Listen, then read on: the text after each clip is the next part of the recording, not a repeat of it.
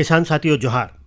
किसान साथियों, हम पशुपालन करते हैं और अच्छा आमदनी उससे प्राप्त करते हैं। लेकिन जब हम गाय, भैंस, बकरी पालन करते हैं और उससे हम दूध उत्पादन लेते हैं तो हमारी ये शिकायत होती है कि बढ़िया दूध उत्पादन हम अपने पशुओं से नहीं ले पा रहे हैं। बहुत साथी हमारे ये कहते हैं कि हम अपने गाय को, भैंसों को अच्छा खाना खिलाते हैं, फिर भी सही मात्रा में दूध हमें प्राप्त नहीं हो पा रहा है। तो पशुओं की संतुलित आहार व्यवस्था क्या है? कौन-कौन से चारा, कौन-कौन से खाना, कौन-कौन से आहार उनके खाने में शामिल किया जाए ताकि जो पशु आपका स्वस्थ रहे, अच्छा दूध दे और अब जब अच्छा दूध उत्पादन लेंगे तो आपकी आर्थिक स्थिति भी काफ़ी अच्छी होगी। इस विषय पर आज हम बात करेंगे कि पशुओं की संतुलित आहार व्यवस्था क्या है। इस विषय पर बातचीत करने के लिए आमंत्रित हैं वृषा कृषि विश्वविद्यालय रांची के सहायक प्राध्यापक डॉक्टर सुबोध कुमार सिन्हा। सुबोध जी, स्वागत है। सुबोध जी, संतुलित आहार यदि हम कहते हैं पशुओं के लिए तो संतुलित आहार का मतलब क्या हो जाता है? नमस्कार। संतुलित आहार का मतलब है कि हम पशुओं का आहार निर्धारण कैसे करें। तो इस पर क्या है कि हम पशुओं का आहार निर्धारण जो है सो उसके शरीर भार के अनुसार करते हैं। शरीर भार के अनुसार का मतलब कितने वजन का पशु है। तो जनरली मतलब कहा जाता है कि पशुओं को जो खाना जो हम देते हैं वो 2% बॉडी वेट के अनुसार देते हैं पर 100 kg। तो मान लीजिए कि 100 kg का पशु है तो उसको 2 kg हम ड्राई मैटर बेसिस पे देंगे। मान लीजिए कि 400 kg की गाय है तो उसको हम 2 से 2.5% ड्राई मैटर बेसिस के करीब उसको हम देंगे। तो इसमें सूखा चारा आता है, हरा चारा आता है और सांद्र मिश्रण आता है जिसको कंसंट्रेट बोलते हैं। तो 1/3 जो है 10 kg के करीब अगर हम दे रहे हैं खाना सूखे आहार के रूप में तो 10 kg में 1/3 3.3 kg हम उसको सांद्र मिश्रण देते हैं जिसको कंसंट्रेट बोलते हैं। बाकी 2/3 हम उसको सूखा चारा और हरा चारा से कंपनसेट करते हैं। जी, सांद्र मिश्रण से क्या तात्पर्य है डॉक्टर साहब? सांद्र मिश्रण से तात्पर्य है उसको हम लोग कंसंट्रेट कहते हैं। उसमें जैसे ऊर्जा होती है, प्रोटीन होती है, मिनरल होता है, विटामिन्स होता है वगैरह, सारा उसको मिला के कंसंट्रेट बनाते हैं जो कि उसके न्यूट्रिएंट रिक्वायरमेंट मतलब जो ज़रूरत के अनुसार हमको बनाते हैं उसको। जैसे कि प्रोटीन के सोर्स में हम उसको दलहनी फसलें, तिलहनी फसलें का चोकर और खल्ली देते हैं। ऊर्जा के रूप में हम उसको मक्का, ज्वार, बाजरा वगैरह देते हैं। और मिनरल के लिए हम उसमें पर 100 kg 2 kg हम लोग मिनरल मिक्सचर मिलाते हैं और 10 ग्राम के करीब विटामिन का मिक्सचर मिलाते हैं। और पर 100 kg के हिसाब से हम उसमें 1 kg नमक को मिलाते हैं। तब जाके वो सांद्र मिश्रण तैयार होता है और वो सांद्र मिश्रण उसके शरीर भार के अनुसार हम लोग तय करते हैं और सुबह शाम उसको खिलाते हैं। जी। और जब पशु गाभिन हो जाती है, दूध देना बंद कर देती है और वो बच्चे देने के लिए तैयार रहती है तो उस वक़्त भी खान-पान की किस प्रकार व्यवस्था करें ताकि जब बच्चे वो दे तो वो स्वस्थ रहे और दूध की मात्रा अच्छी रहे? देखिए, गाभिन पशुओं के लिए आहार के लिए हम लोग व्यवस्था करते हैं। जैसे गाभिन गाय जो है सो 9 महीने के लिए गाभिन होती है तो उसको 3 चरण में बांटा गया है। 3 चरण में बांटा गया है। 3 चरण में बांटा गया है तो हम लोग इसमें क्या करते हैं कि जो हम मेंटेनेंस राशन दे रहे हैं उसके ऊपर हम लोग 2 kg एक्स्ट्रा राशन देते हैं अलग से, जिसको हम लोग फ्लशिंग कहते हैं। ठीक है, एक्स्ट्रा राशन देते हैं। और इसमें लास्ट चरण में जब गाय 6 महीने की प्रेग्नेंट हो जाती है तो लास्ट 3 माह में हम क्या करते हैं कि चोकर की मात्रा को बढ़ा देते हैं, जिससे है कि गाय में कंस्टिपेशन वगैरह नहीं हो पाए वगैरह और डिस्टोकिया का केस नहीं है, अच्छे से डिलीवरी हो जाए। जी।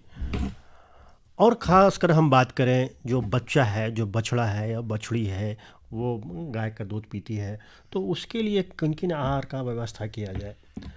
देखिए, जब बच्चा पैदा लेती है तो 6 महीने तक बछड़े में उसका रूमेन डेवलप नहीं होता है। तो रूमेन डेवलप नहीं होता है तो पहला 3 महीने तक हम पहले तो जैसे कि बच्चा पैदा लेता है तो हम उसको गाय का खीस पिलाते हैं, जिसको हम लोग कोलेस्ट्रम बोलते हैं, और रेगुलर उसको हम लोग गाय का खीस पिलाते हैं। और कुछ दिनों बाद 1/10 ऑफ द बॉडी वेट, मतलब जो बछड़े का वजन है उसका 10वां भाग हम उसको दूध पिलाते हैं। धीरे धीरे ये 1/15 हो जाता है, 1/20 हो जाता है, और उसको हम फिर धीरे धीरे उसमें हरे चारा बछड़ों को खिलाते हैं। और ये प्रक्रिया 6 महीने तक चलती है।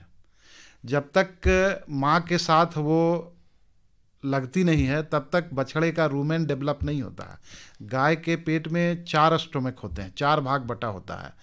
तो 6 महीने तक जो बछड़ा होता है उसको 3 ही पेट होता है, चौथा डेवलप नहीं होता है, जो माँ के साथ भोजन करने से उसको डेवलप कर जाता है।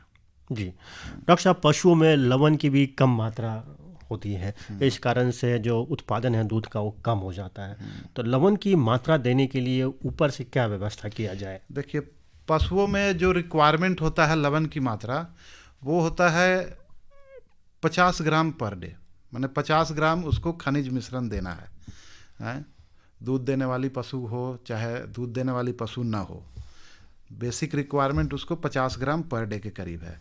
जो कि जो हम सांद्र मिश्रण जो कॉन्सेंट्रेट बनाते हैं उससे उसकी क्षतिपूर्ति हो जाती है। लेकिन जो दूध देने वाली जो गाय होती है तो उस पर हम दूध की मात्रा पर डिसाइड करते हैं कि उसको क्या दें।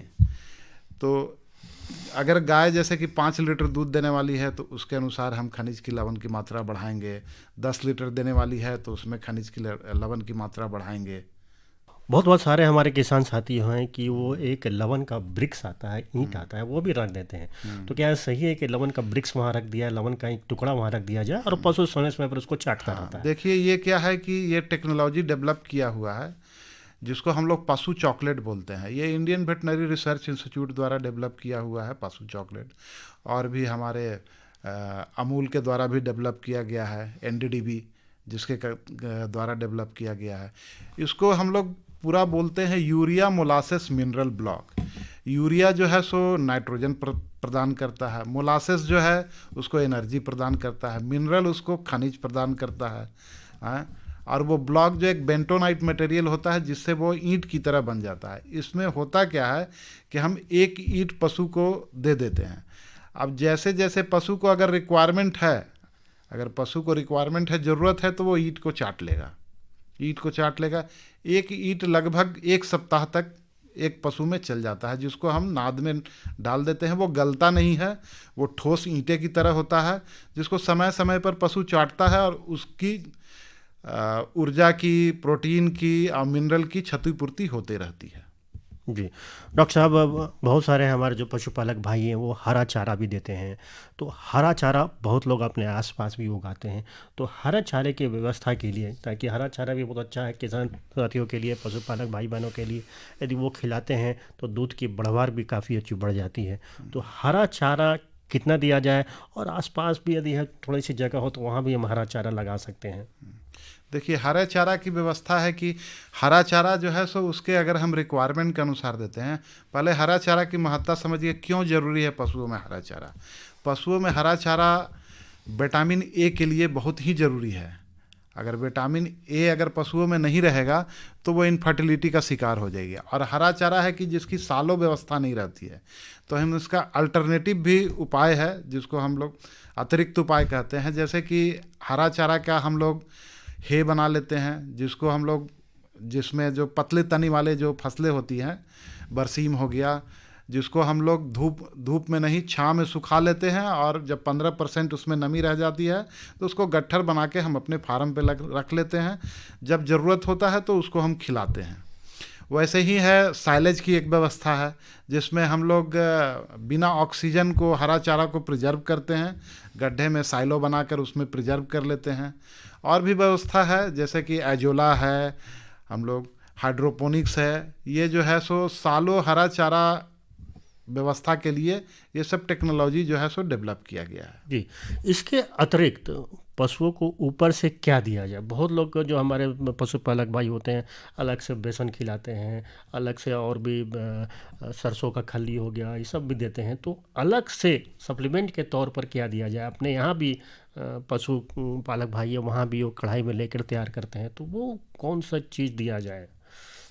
देखिए, ये जो आप जो अलग से बेसन, अलग से चोकर, अलग हाँ, से ये खल्ली वगैरह जो जी, खिलाते हैं, जब हम संतुलित आहार बना लेंगे, तो ज़रूरत नहीं है। उसके बॉडी वेट पे और उसके कैटेगरी पे, जैसे बछड़ों को क्या खिलाना है, अगर गाय सूखी हुई है तो उसको क्या खिलाना है, अगर गाय सूखी हुई है, अगर उसको हम बहुत ज़्यादा आहार देंगे तो उससे हमको क्या फ़ायदा होगा, हमारा इकोनॉमिक लॉस होगा। जी, तो हम उसको सिर्फ मेंटेनेंस राशन देंगे, भरण पोषण के लिए ही राशन देंगे। अगर जो दूध देने वाली गाय है तो उसके दूध के बढ़वार के अनुसार हम उसको राशन देंगे। तो उसमें करते क्या है, हम जो गाय, हम एक थंब रूल बना हुआ है कि 400 ग्राम पर लीटर और 500 ग्राम पर लीटर सांद्र आहार, गाय के लिए 400 ग्राम और भैंस के लिए 500 ग्राम पर लीटर हम लोग दूध के अनुसार उसको सांद्र मिश्रण देते हैं, मतलब कि कॉन्सेंट्रेट। अगर ये हम मेंटेन करते हैं तो एक्स्ट्रा अलग से कुछ देने की ज़रूरत नहीं है। अगर 10 लीटर दे रही है तो उसको हम 4 kg अलग से देंगे। भरण पोषण के अलावा उसको हम 4 kg कंसनट्रेट अलग से देंगे, तो फिर अलग से हमको और कुछ देने की ज़रूरत नहीं है। हाँ, यही है कि हम जो सांद्र मिश्रण बना रहे हैं वो न्यूट्रिएंट रिक्वायरमेंट के अनुसार बनाएंगे, जो हमारे जानवर की ज़रूरत है। जी। तो डॉक्टर साहब, बड़ी अच्छी आपने बातचीत की। क्या कहेंगे हमारे पशुपालक भाई बहनों को कि वो अपने पशुओं से अधिक मात्रा में दूध उत्पादन लें और संतुलित आहार व्यवस्था ऐसा करें कि उनका खान पान सही हो, वो निरोगी रहें और और पशु जो है वो स्वस्थ रहे? हम पशुपालकों से एक चीज़ कहना चाहेंगे कि वो अगर 10 गाय पाल रहे हैं तो सबको अलग अलग कैटेगरी में डिवाइड कर दें। बछड़ों को अलग रखें, सूखी गाय को अलग रखें, दूध देने वाली गाय को अलग रखें, गर्भवती गाय को अलग रखें और उसके अनुसार उसको राशन दें। ना कि सबको 2-2 kg कंसनट्रेट दे दीजिएगा तो फिर उससे क्या होगा, वो संतुलित थोड़ी होगा। बछड़ों को ज़्यादा ज़रूरत है, बछड़ों में क्या होता है कि प्रोटीन 24% का करीब ज़रूरत होता है, और ये जो सूखी गाय में प्रोटीन जो है सो 16% के करीब ज़रूरत होता है। दोनों में दर का बहुत अंतर होता है। और जो दुधारू है उसका अलग होता है। अब दुधारू है उसका अलग होता है, उसमें कैल्शियम और फास्फोरस की ज़्यादा रिक्वायरमेंट है, कैल्शियम की रिक्वायरमेंट ज़्यादा है, नहीं तो फिर आपको मिल्क फीवर डेवलप कर जाएगा। जी। तो बड़ी अच्छी आज आपने बातचीत की कि पशुओं की संतुलित आहार व्यवस्था का प्रबंधन हम किस प्रकार करें ताकि हम पशुओं से अच्छा दूध उत्पादन दे पाएँ। बहुत बहुत धन्यवाद डॉक्टर सुबोध कुमार सिन्हा साहब, सहायक प्राध्यापक वृषा कृषि विश्वविद्यालय रांची। आज आप कार्यक्रम में आपका बहुत बहुत धन्यवाद। धन्यवाद।